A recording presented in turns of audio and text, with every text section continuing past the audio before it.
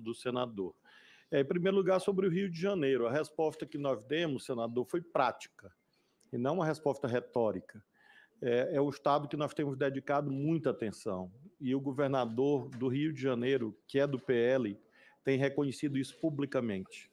Nós temos feito ações conjuntas, o presidente da República decretou uma operação de GLO no Porto de Itaguaí, Porto do Rio, Aeroporto do Galeão, exatamente pelo tráfico de armas e drogas. Tem lá no Rio de Janeiro uma força-tarefa de 11 estados, liderada pelo Ministério da Justiça, exatamente efetuando prisões de pessoas de outros estados que lá estão. Já houve prisões de líderes faccionados do Ceará, líderes faccionados de outros estados do Nordeste que estavam no Rio de Janeiro. Portanto, a resposta é prática e reconhecida por toda a classe política, pela Federação das Indústrias do Rio de Janeiro, pela FIJAM.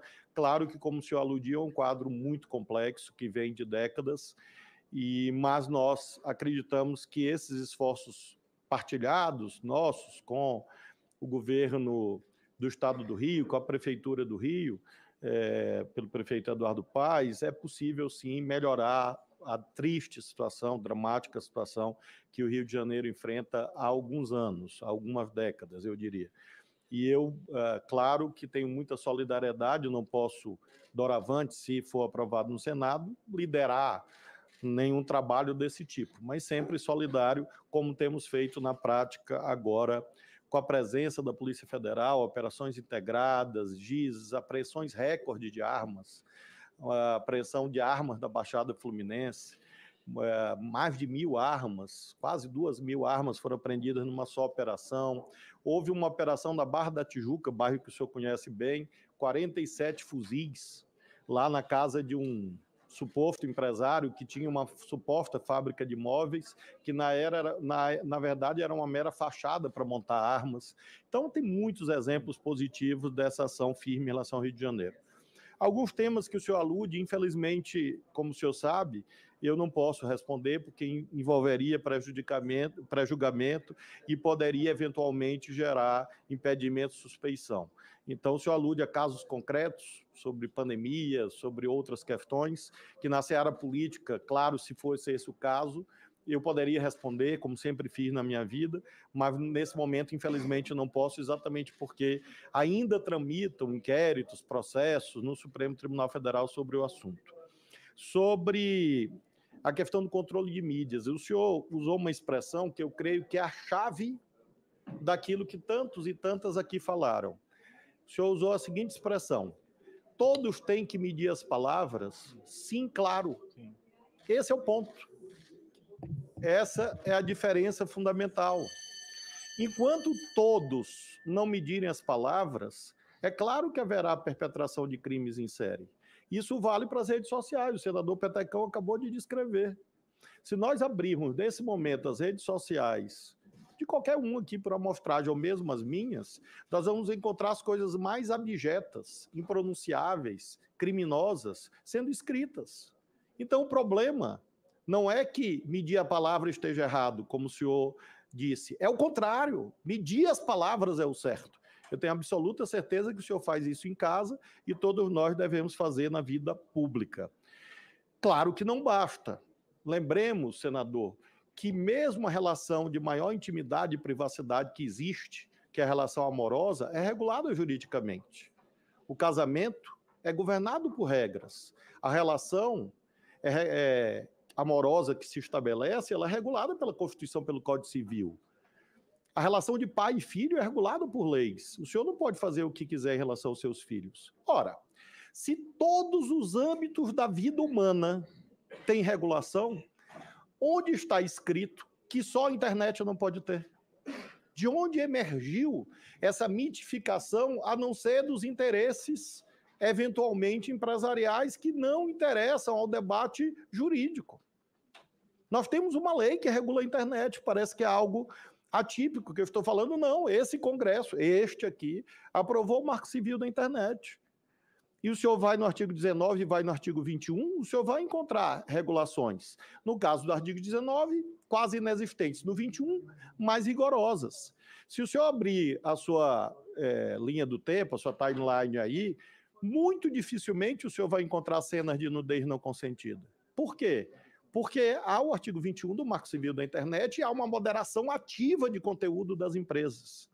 Se o senhor fizer uma pesquisa sobre compra de terno ou de sapato, o senhor vai receber durante semanas propaganda de terno e de sapato. Por quê? Porque as plataformas não são neutras. Ao contrário do que no artigo 19 do Marco Civil da Internet está escrito, e muitos acreditavam em 2014. Na verdade, as plataformas se transformaram em curadorias de conteúdo.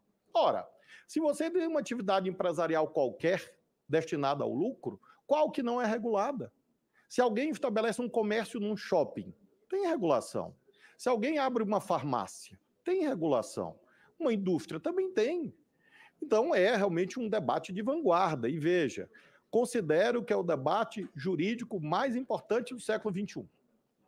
Porque nós estamos no limiar do perecimento das condições de se realizar eleições com o abuso da inteligência artificial. Todas as senhoras e os senhores sabem disso.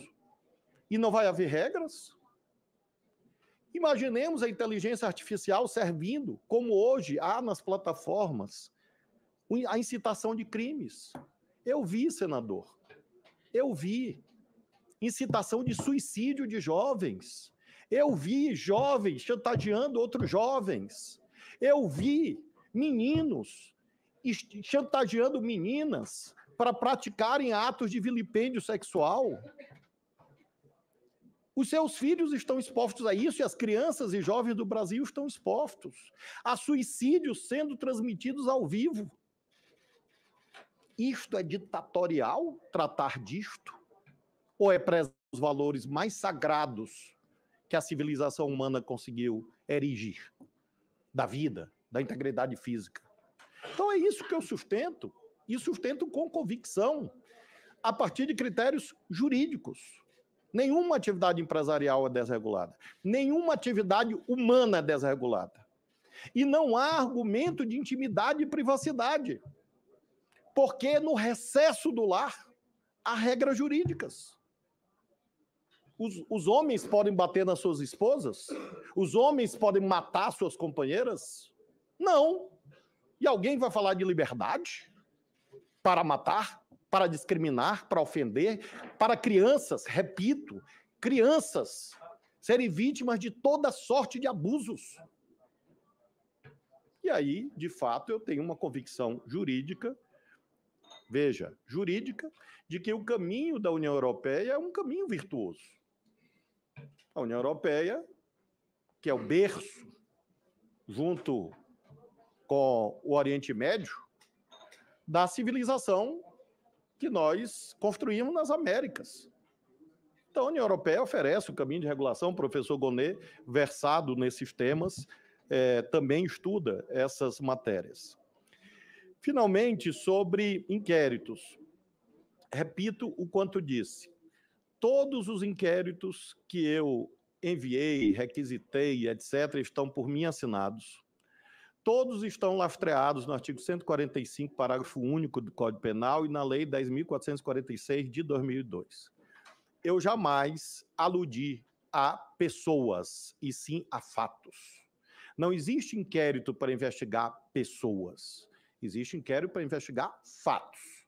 Então, jamais eu antecipei juízos de valor. Apenas encaminhei fatos.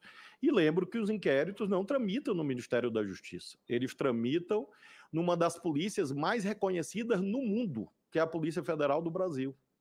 E tramitam perante o Ministério Público e o Poder Judiciário. E eu quero aqui homenagear, sim, toda a equipe da Polícia Federal, liderada pelo doutor delegados, agentes, que tem feito um trabalho notável em relação a esses assuntos. E afirmo ao senhor, jamais a Polícia Federal foi por mim usada para fins políticos, a não ser aquilo que a lei manda. E se eu não tivesse feito, aí que eu estaria cometendo um crime de prevaricação. Se você tem um indício de um crime, você tem que caminhar à autoridade competente, e foi isso que eu fiz. Em relação, claro, ao papel de ministro do Supremo Tribunal Federal, é óbvio que é diferente. E quero, portanto, afirmar cabalmente que é falso, absolutamente falsa, a ideia que existem duas pessoas aqui. Não existe só uma, na sua integralidade, com a sua história e com a sua trajetória. Agora, esta pessoa tem a maturidade para entender que quando você está no debate político, você atua de uma forma. Quando você está numa missa, que eu frequento, você atua de outra forma. Quando você está na praia, você atua de outra forma. Quando você está batendo pênalti, que eu faço com precisão, você atua de outra maneira. Ou seja, em cada papel, você atua de uma forma. E isto não significa ter 2, 3, 4 ou 5 caras. Isso significa você ter a inteligência, inclusive emocional, de compreender que são lugares diferentes. E, portanto, eu afirmo ao senhor, esse que está aqui olhando para o senhor, com a mesma tranquilidade, a mesma serenidade, com a mesma limpidão, com a mesma limpidez, transparência que eu sempre tive, é aquele que, se merecer a aprovação do Senado, lá estará. Agora estará de outra forma. Estará de outra forma. E se tiver a honra de ser contratado pelo Botafogo, eu garanto também acertar os pênaltis ano que vem. Réplica, senador Flávio Bolsonaro. Eu, sinceramente, espero que a inteligência emocional, caso o senhor seja aprovado, que o senhor está tendo aqui hoje, seja que vai ser no Supremo Tribunal Federal. Porque se for a inteligência emocional que nós vimos aqui enquanto político, eu tenho minhas grandes preocupações. Só um breve comentário. Eu acho que a premissa está errada, senador Flávio Dino, até na fala do senhor mostra isso. Porque o que a gente tem que perseguir são os criminosos, não são os instrumentos. Se alguém usa a internet para cometer um crime, para incentivar suicídio, para cometer qualquer crime que seja, a impunidade é que é o grande problema. As pessoas ficam impunes. As pessoas têm que ser investigadas e punidas na sua proporção. Não é a internet que faz isso, são pessoas que fazem isso. Assim como é equivocado achar que um instrumento, arma de fogo, é o que gera violência. Não é. A arma não atira sozinha. É um criminoso que usa ela mal, ilegalmente. Esse é que tem que ser punido. As premissas estão erradas do combate a um problema. Como a DPF 635. O senhor agora falou algumas coisas que estão sendo feitas pelo governo federal no Rio de Janeiro, mas a origem continua a mesma. E o senhor vai ter oportunidade, caso aprovado, de decidir sobre a DPF 635.